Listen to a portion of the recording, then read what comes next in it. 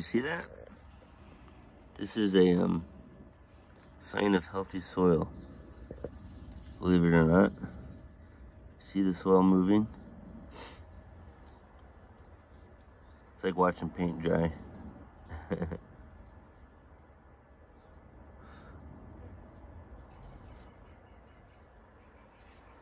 Let's see if I can set it down. It's a little bit steadier.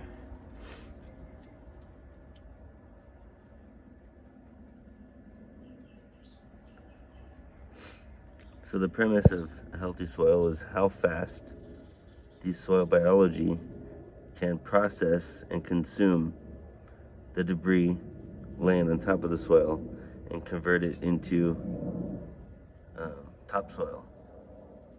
See it? It's moving.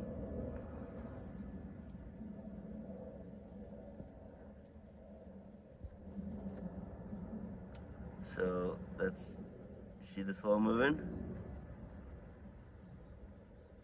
Pretty cool, huh? This is under my rabbit cage. That's why you see the pellets and the rabbit droppings. But they love it. Look at that. It's moving. Soil's doing its thing. I'm gonna dig in there in a minute. Yep, with my bare hands even. I want to show you what it is that's doing it. I think I already know what it is. And a lot of people would say, oh, those are bad for your garden and you shouldn't have them in your garden. But you know what? They're only bad for your garden because you leave no compost or no material on top of the soil for them to eat. So if they have no food on top of the soil to eat, then they're gonna eat your plant roots. I have not had any plants affected by these creatures ever since I've been doing like a heavy mulch or no-till, you know, adding like a foot, 6 inches to a foot of mulch on my garden. So ever since then, it's a non-issue. They don't damage any of my plants. I don't even notice them hurting my grass. I hurt my grass more than they do because they have plenty of food to eat. They got all kinds of food all over the place to process. So I'm gonna dig and show you what they are.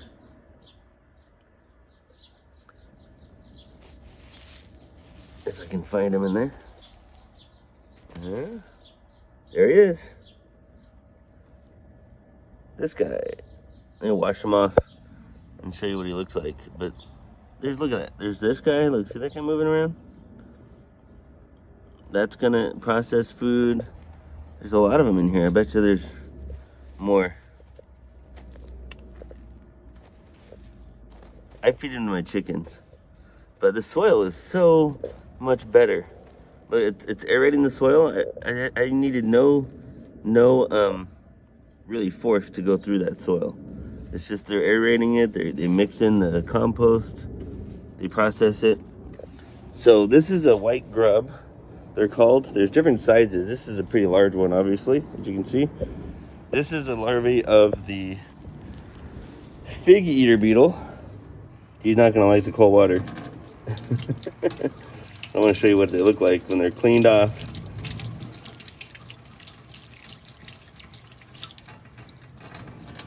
They have translucent skin, so you can see kind of like their insides. Come on, focus.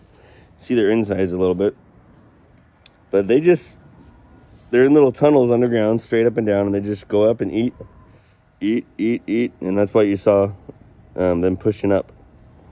And these are the figure beetles, are those large beetles that fly around and get stuck in ladies' hair and all that stuff. So, like if I had to dig in here, I'd find a whole bunch in here too.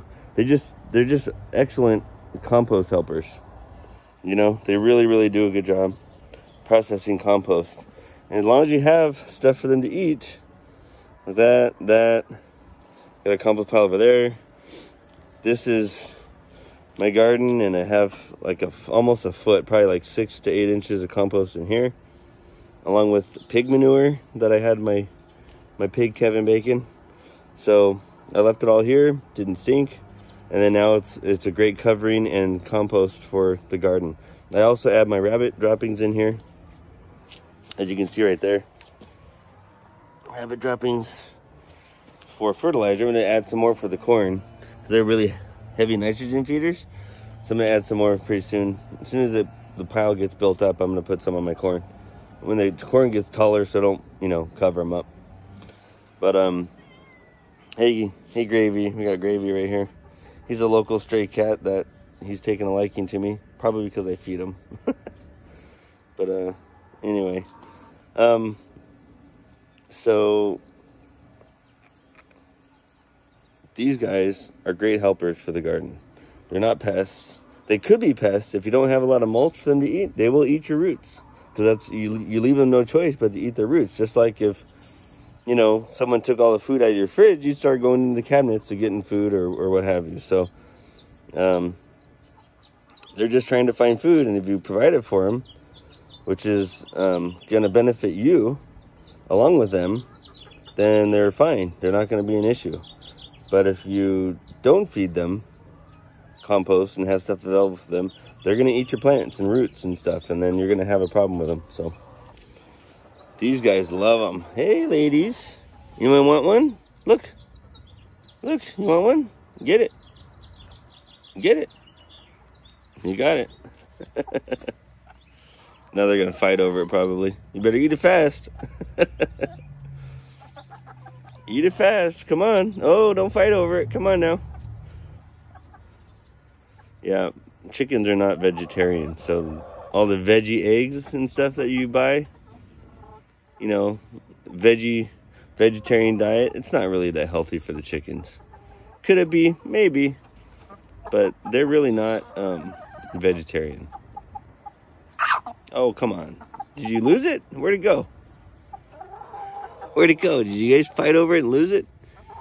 You guys are funny. Just get it and eat it. It's gone, I think. They ate it. Anyway. So, that's it. I just wanted to share that with you. There's smaller ones. There's two kinds that I've seen. The big one that I showed you, and a smaller one, which is a June beetle. They're going to be coming up pretty soon to the soil, so I'll be finding a lot of those pretty soon, close to the top of the soil.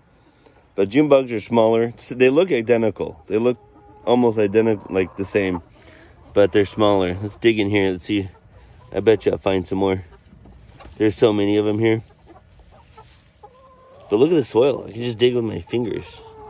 And this was compact. This is a really worst case scenario soil, because I'm always here in front of my garden. There's worms. You know, all that compost is really good for the soil. Let's see if I can find some more. Here's a hole from one. There's a hole. See that hole right there? That's from one of those guys. They go pretty deep. I can't get him out, but he's in there. Sometimes if you put water in there, they'll come out. If you wanted to harvest some, you can like flood the area and they'll start popping out. Then you just grab them. But yeah, I can't find any. Let's see if there's any in here. Sticking up here. No. There's another hole right there. They're here. They're just not up yet. So anyway, feed your soil, which will in turn feed your plants. And the healthier your soil, the faster your soil will break down all this debris and make it soil again. Like underneath fruit trees is an excellent way to do it. Just keep a mulch. Just when they lose their leaves, leave all the leaves there. You know, leave all the leaves there. What are you doing? You digging for me? Huh? You digging for me? So, you know, when you're pruning your bushes, you're pruning your hedges, or it doesn't have to be garden. It could be landscape too. When you're pruning your hedges or pruning your roses, leave all the flowers on the ground. Let them feed the soil. It's harder if you're in an HOA, obviously, because they have rules and you got to make it all pretty, and they don't understand. The rules don't take into consideration soil health, which is very important. Don't be digging in my carrots, Gravy. Hey. Come on, Gravy. Don't be digging in my carrots. Come on.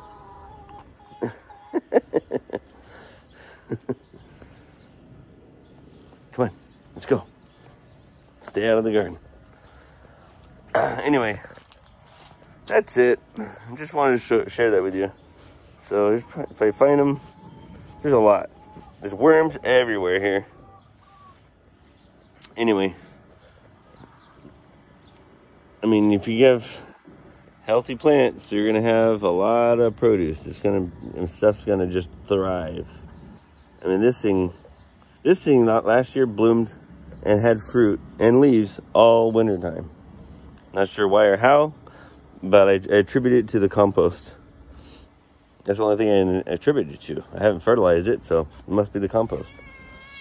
Oh, what? You're getting mad at me now? Yeah. He's kind of moody. Anyway, hope that was informative. Thanks for watching, and have a blessed day. Bye-bye for now.